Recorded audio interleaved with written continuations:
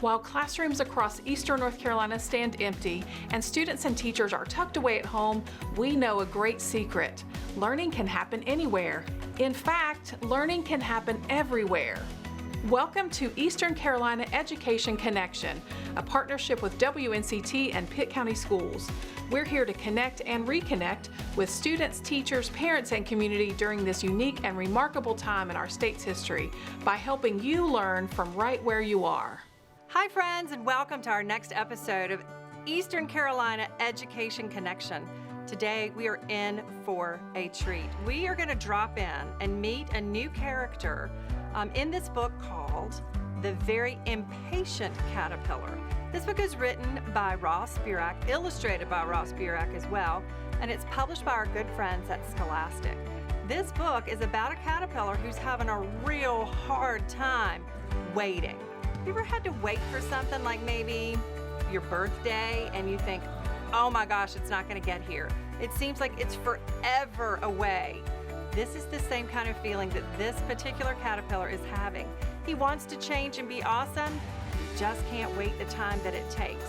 We have two amazing teachers joining us today. We have Miss Kara Snyder joining us, third grade teacher from GR Whitfield, and we have Mr. Montrell Morrow, who's a second grade teacher right here at Elmhurst Elementary. They're going to be coming to us to read with us and do an amazing activity at the end that I'm going to leave as a surprise. So let's join Mr. Morrow over in the reading corner. Take it away, Mr. Morrow.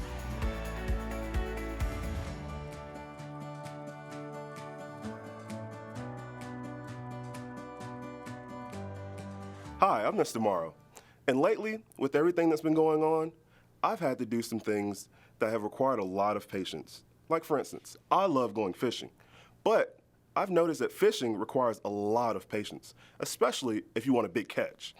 Today we're going to read a story called The Very Impatient Caterpillar, and this guy, well, we're going to find out that he's not so patient when he wants to transform. The Very Impatient Caterpillar.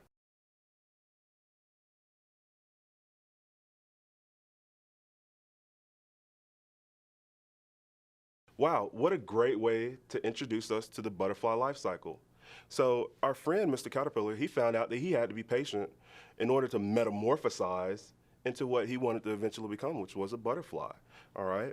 So we're gonna take a deeper look into the life cycle of a butterfly and what they actually have to go through, okay? So the first stage of a butterfly is that they start out as an egg, all right? The egg stage lasts for about 5 to 10 days. During that time, they're gonna sit on a leaf and they're gonna wait it on out. After that 5 to 10 days, then it hatches. And that's where we meet our friend, Mr. Butterfly. He turns into a caterpillar.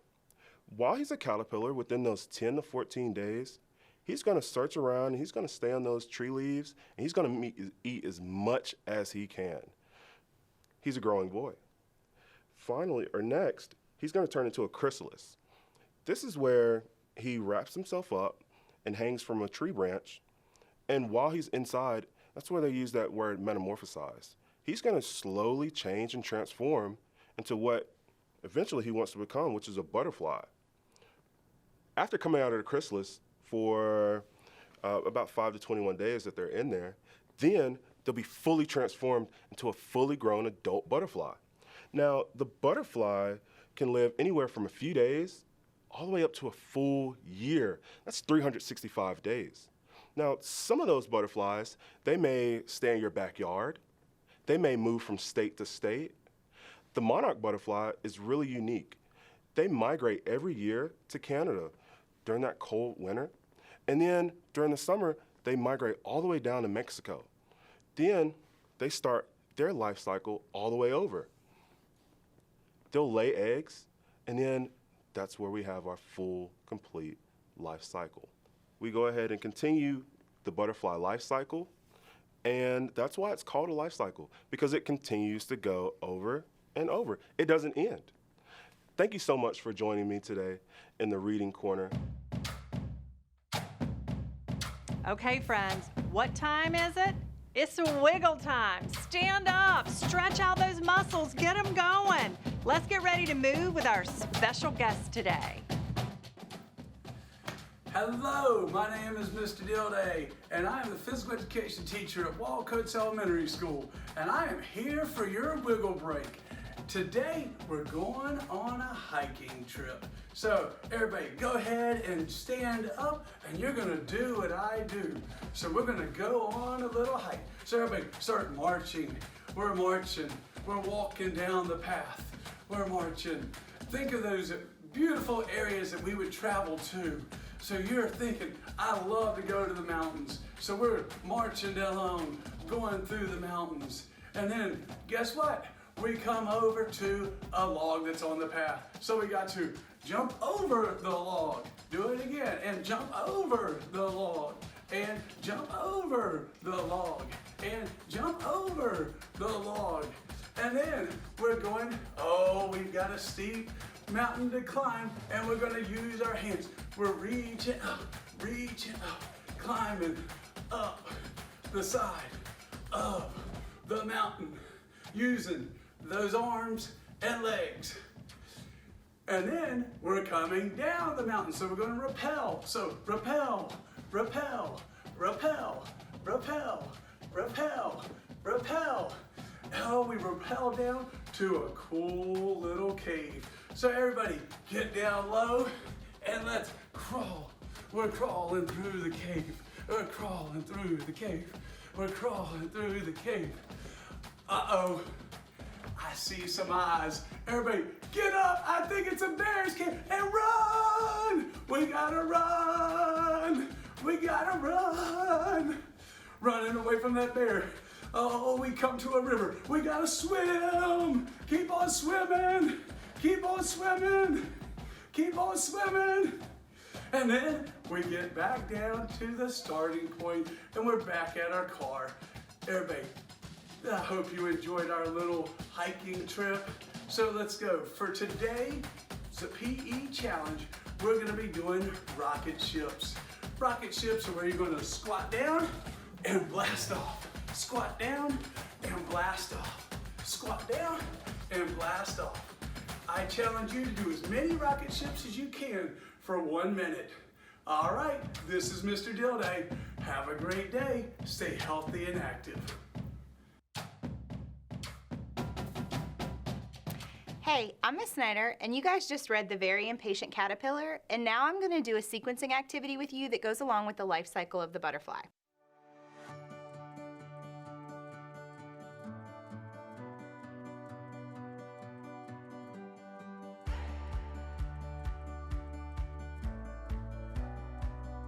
So, the first thing we need to talk about is the egg. And the coolest thing that you guys can do is go outside and get yourself some kind of leaves, a stick, whatever you have near your house. And I pulled this right here. I'm just gonna take a leaf off of it, just like this. And also up here I have a glue stick. You can use wet glue, any other kind of glue that you may have at home. This is just what I have. And actually glues just like paper. So go ahead and put a little bit of glue on it. And you're going to stick it on your plate just like this. And you can really use anything for your eggs. What I found in my house was Q-tips. So if you take a Q-tip and you pull the cotton off the edges, you can kind of roll them into a little bitty ball. And then you're gonna glue those on top of the leaf just like this. And I can show you an example of the one that I already did. So you can see I have the leaf and then I have the cotton balls right on top that came off of just a simple Q-tip. The next stage, what comes out of the egg, is the caterpillar, and we call that the larva.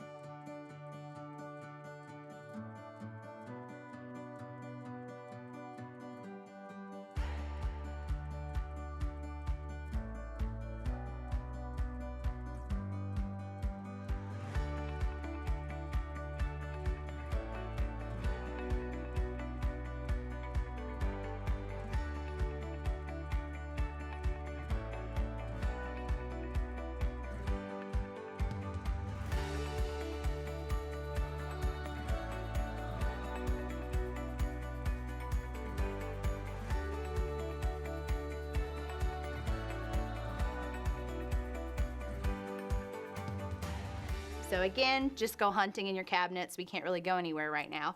I found a bunch of macaroni noodles. So you can take your macaroni noodles, and typically a caterpillar is somewhere between yellow and green and brown. And the coolest thing about this is you can actually take different color markers and you can color the noodles. And then when you're done, they'll be green and you can put them together, and you can see in mine, it actually is going to make a caterpillar. You add your little antenna over there with a different color marker and you have your caterpillar.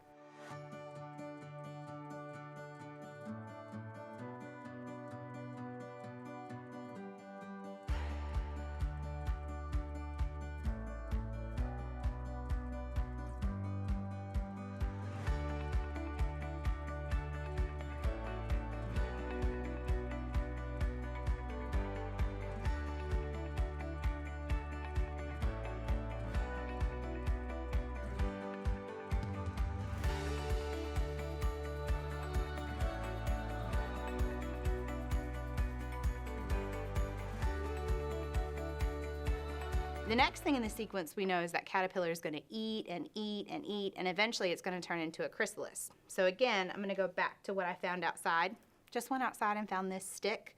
You can take this stick, again, use this glue stick or your wet glue, put it down. You're going to take your stick and put on top. And this might be a little tricky, but paper towel, anything you have laying around, you just need a little bit of it. And we want to kind of twist it around so that it's going to look like the chrysalis is hanging off of the tree branch that's up there. And glue it down. And I'm going to show you a picture of mine. You can see that the chrysalis is hanging down, and that's just a simple old napkin and a stick.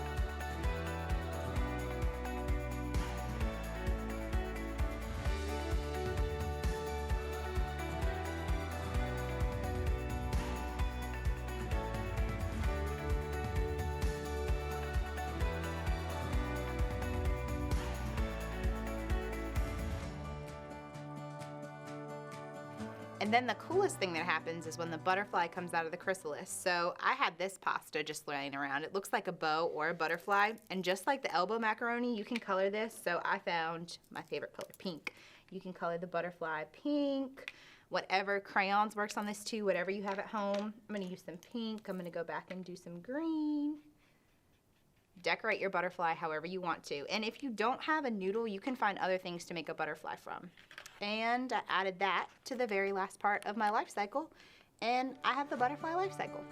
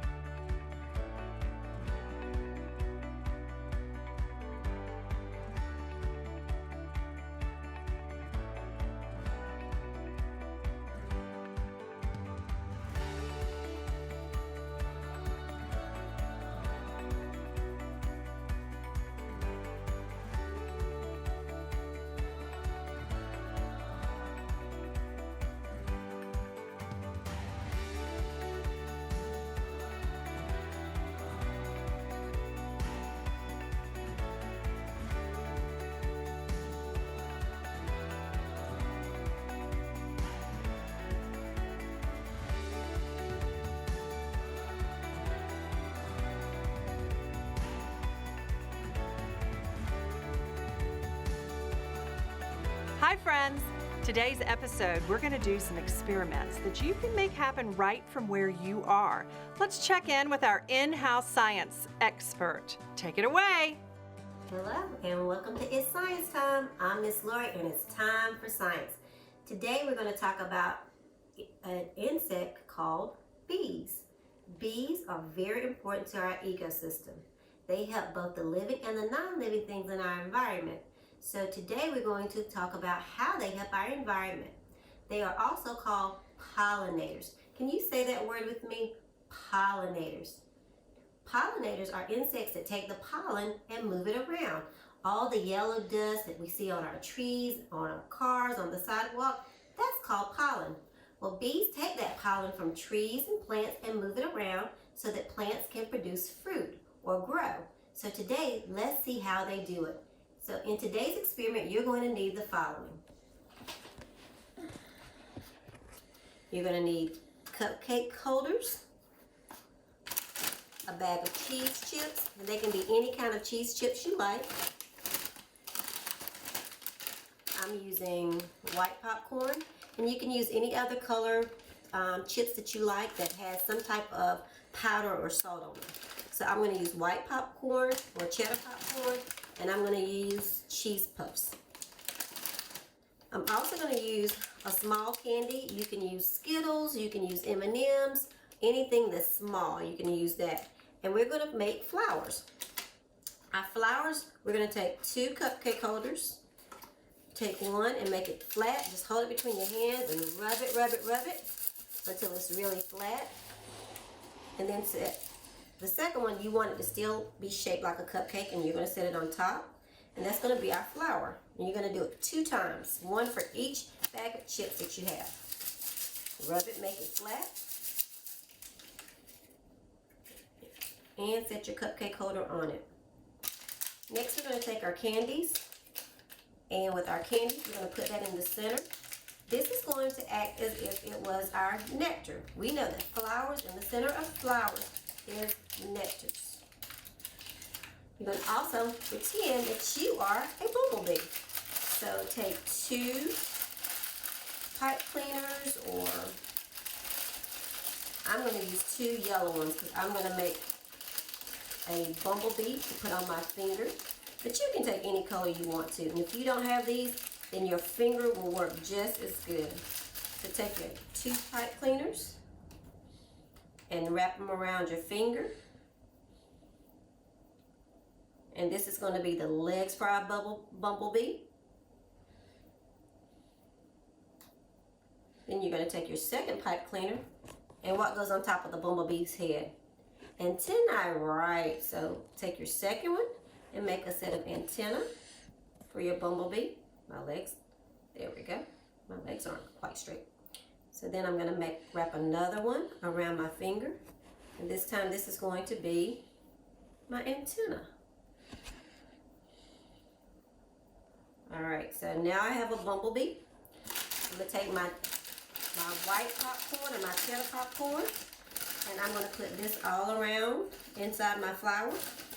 This is acting like the pollen. The pollen is around the nectar.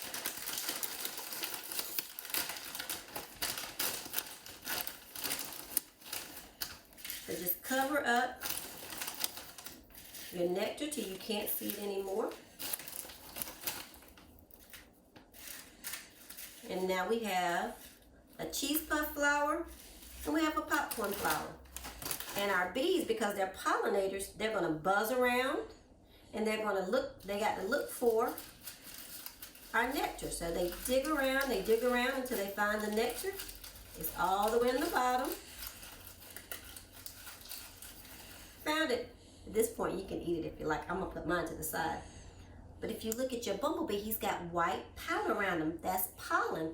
So what do you think is going to happen with the white powder when we come over to the orange puffs? Let's see if you're right. This time the bumblebees love nectar. Let's look for the nectar. There it is. What happened to your bumblebee? Now he has orange pollen on him. Well, sometimes bees like to go back to the same flower.